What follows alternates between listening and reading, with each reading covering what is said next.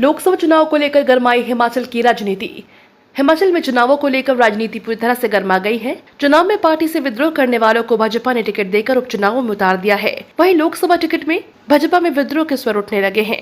भाजपा में चल रही कलह से कांग्रेस को खुश होना चाहिए था, लेकिन विपक्ष की कलह थी कि कांग्रेस को परेशान कर रही है। परेशानी की वजह भाजपा के ही नाराज नेता हैं। अपनी पार्टी में टिकट न मिलने से अब कांग्रेस में संभावना तलाश रहे हैं। Himachal police alert. आचार संहिता के बाद 1 करोड़ 20 लाख की अवैध शराब और लाखों की मादक पदार्थ पकड़े। हिमाचल प्रदेश में आचार संहिता लगने के बाद जैसे चुनाव प्रक्रिया शुरू हो चुकी है, वैसे ही नशे का प्रचलन बढ़ गया है। पुलिस आए दिन नशे के सामान के साथ लोगों को पकड़ रही है। भारी मात्रा में जहां नशीले पदार्थ बरामद किए गए हैं, वहीं शराब में भी भारी मात्रा में जब्त हुई है। आचार संहिता लगने के बाद अब तक 60 लाख से अधिक के नशीले पदार्थ जब्त किए जा चुके हैं। वहीं 26 लाख से अधिक की शराब भी पकड़ी गई है। पुलिस से मिली जानकारी के अनुसार हिमाचल प्रदेश में 1 जून को होने वाले लोकसभा चुनाव, विधानसभा उपचुनाव को लेकर पुलिस अलर्ट मोड पे है। पीएम मोदी के लिए हर बूथ पर बढ़त बनाएगी भाजपा। नेता प्रतिपक्ष जयराम ठाकुर ने कहा कि देश के लोग सिर्फ प्रधानमंत्री मोदी पर ही भरोसा करते हैं, इसलिए इस बार के लोकसभा चुनाव में उन्हें भारी मतों से तीसरी बार प्रधानमंत्री बनने जा रहे हैं। प्रधानमंत्री मोदी के तीसरी बार भारत के प्रधानमंत्री बनने के बाद भारत दुनिया की 3 आर्थिक महाशक्तियों में से एक होगा। भारत ने यह उपलब्धि इंग्लैंड जैसे देशों को पीछे छोड़कर हासिल की है। जयराम ठाकुर ने कहा कि प्रधानमंत्री नरेंद्र मोदी के पास देश को आगे ले जाने का विजन है, देश को विकसित बनाने का लक्ष्य है। निर्दलीय विधायकों का इस्तीफा स्वीकार न किया जाना अवैध। हिमाचल में कांग्रेस पर खूब बरसी भाजपा। भारतीय जनता पार्टी की हिमाचल प्रदेश इकाई ने राज्य विधानसभा से 3 निर्दलीय विधायकों को इस्तीफे स्वीकार नहीं होने से असंवैधानिक और अवैध करार दिया है।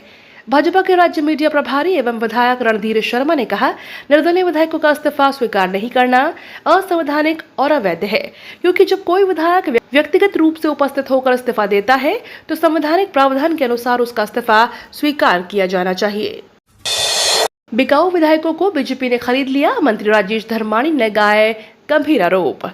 लोकसभा चुनाव की घोषणा के साथ हिमाचल प्रदेश सहित पूरे देश में सियासत तेज हो गई है। हिमाचल प्रदेश में 7वें और आखिरी चरण में 4 सीट पर चुनाव होने हैं। इस बीच कांग्रेस और बीजेपी के नेताओं में आरोप प्रत्यारोप का सिलसिला जारी है। हिमाचल प्रदेश सरकार में तकनीकी शिक्षा मंत्री राजेश धर्माणी ने कहा कि बीजेपी नेता प्रदेश की जनता को गुमराह करने के लिए तर्कहीन बयानबाजी कर रहे हैं। बीजेपी अध्यक्ष डॉक्टर राजीव बिंदल ने हिमाचल सरकार पर साधा निशाना। हिमाचल प्रदेश भाजपा अध्यक्ष डॉक्टर राजीव बिंदल ने एक बार फिर से प्रदेश सरकार पर निशाना साधा है। उन्होंने कहा कि प्रदेश की जनता बेसब्री से उन सभी गारंटियों को पूरा करने का इंतजार कर रही है, जिसके दम पर 2022 में सरकार सत्ता में आई थी।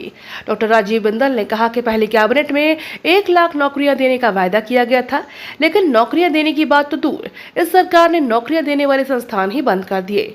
राजीव बिंदल ने आरोप लगाया कि 1.5 साल के कार्यकाल में मौजूदा सरकार रोजगार नहीं दे पाई है। अब राजधानी शिमला में भी रहना हुआ महंगा। पानी और बिजली के दामों में होगी वृद्धि। राजधानी शिमला में सोमवार से बिजली के बाद पानी, संपत्ति कर व कूड़े के बिल की राशि में बढ़ोतरी होगी। इसमें करीब 10% वृद्धि होना प्रस्तावित है। माना जा रहा है कि शहर में रहना लोगों के लिए महंगा हो सकता है। संपत्ति कर की दर में 8% वृद्धि होना तय है। कूड़े की दर में भी 10% वृद्धि करने का निर्णय लिया जा चुका है। यह हर साल लागू किया जाता है। पानी की दरों में बढ़ोतरी करने की शिमला जल प्रबंधन निगम ने तैयारी कर ली है। कालका और शिमला नेशनल हाईवे पर कल से सफर महंगा। व्यावसायिक वाहनों का टोल शुल्क बढ़ा। कालका और शिमला नेशनल हाईवे पर व्यावसायिक वाहनों में सफर करना महंगा हो जाएगा। 1 अप्रैल मध्यरात्रि से सनवारा टोल प्लाजा पर बढ़ी हुई दरों से शुल्क वसूला जाएगा। राहत की बात यह है कि इस बार कार, जीप, वैन और लाइट मोटर वाहनों का शुल्क नहीं बढ़ाया गया है। कमर्शियल वाहनों के शुल्क में 5 से 10 रुपए तक की वृद्धि की गई है। इसको लेकर राष्ट्रीय राजमार्ग प्राधिकरण की ओर से अधिसूचना जारी कर दी गई। 1 अप्रैल मध्यरात्रि से नए शुल्क की दरें लागू हो जाएंगी। हिमकेयर व आयुष्मान को पेमेंट नहीं मिलने का खामियाजा भुगत रहे मरीज। हिमाचल प्रदेश में चलाई जा रही हिमकेयर व आयुष्मान योजना का लाभ जैसा मिलना चाहिए था, वैसे लोगों को मिल नहीं पा रहा है। ऐसे में अब मरीजों की मुश्किलें बढ़ चुकी हैं। हिमाचल के सबसे बड़े अस्पताल आईजीएमसी की अगर बात की जाए तो यहाँ पर इन दिनों हार्ट के ऑपरेशन नहीं हो पा रहे। सिर्फ आपातकाल स्थिति में मरीजों के ऑपरेशन हो रहे हैं। पहले हिमकेयर व आयुष्मान कार्ड पर जो ऑपरेशन का सामान मिलता था, वह नहीं मिल पा रहा है। बर्फबारी और बारिश से भरमौर पठानकोट हाईवे समेत 6 रास्तों पर लगा जाम।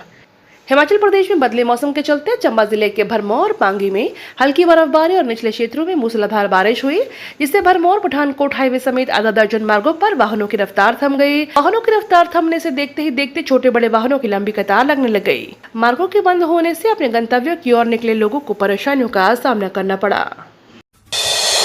मैच फिक्सिंग में सिर्फ मोदी नहीं, सबसे बड़े अरबपति भी शामिल, राहुल ने साधा निशाना। दिल्ली में विपक्ष गठबंधन इंडिया की लोकतंत्र बचाओ महारैली चल रही है। ये रैली 27 विपक्ष दलों ने मिलकर आयोजित की है। रैली में जनता को संबोधित करते हुए कांग्रेस नेता राहुल गांधी ने बीजेपी, पीएम मोदी और देश के अरबपतियों पर जमकर निशाना साधा है। राहुल गांधी ने आईपीएल का उदाहरण देते हुए कहा कि किस तरह से लोकसभा चुनाव में मैच फिक्सिंग की बात की जा रही है। अगले 24 घंटा बाद आएगी आफत, हीट वेव की चेतावनी। देश भर में तेजी से तापमान बढ़ रहा है। आने वाले दिनों में भीषण गर्मी पड़ने की आशंका जताई जा रही है। कई राज्यों में तो अधिकतम तापमान मार्च महीने में ही 42 डिग्री सेल्सियस तक पहुंच गया। मौसम विभाग का पूर्वानुमान है कि उत्तर पश्चिम भारत में अगले 24 घंटों के दौरान अधिकतम तापमान 2 डिग्री तक गिरेगा, लेकिन उसके बाद आफत आने वाली है। तापमान में 3 से 4 डिग्री की बढ़ोतरी होने वाली है। आ रहा रिजर्व बैंक का डिजिटा, ऑनलाइन फ्रॉड पर लगेगी लगाम। ऑनलाइन फ्रॉड पर रोकथाम के लिए RBI digital India trust agency की स्थापना करने पर गंभीरता से विचार कर रहा है। डिजिटा देश में बढ़ते कर्ज देने वाले अवैध ऐप पर रोकथाम करेगी। डिजिटा को फाइनेंशियल क्राइम पर रोक लगाने के लिए लाया जा रहा है। जानकारों के अनुसार यह डिजिटल वर्ल्ड में अवैध ऐप की जांच पड़ताल करेगा।